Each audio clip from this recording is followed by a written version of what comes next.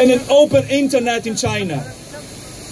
The Chinese state is trying really hard to paint Uyghurs as terrorists, but it will fail.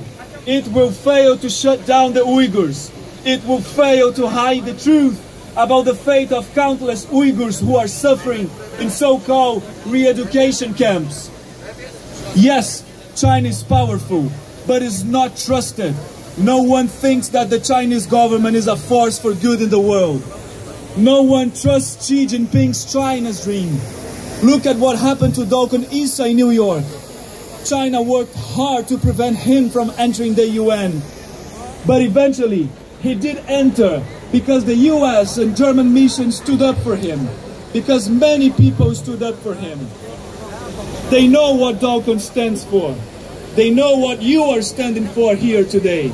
You are standing up for all those who are in those terrible camps.